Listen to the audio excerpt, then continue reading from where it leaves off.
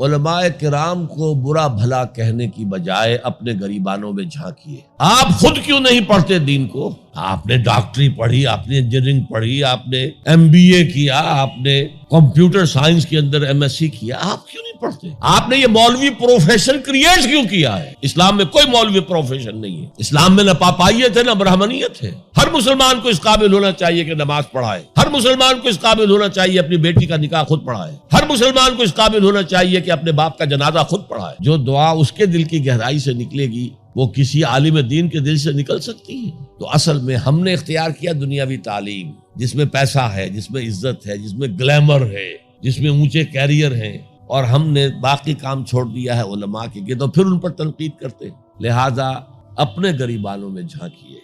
पानी हमारे अंदर बढ़ता है।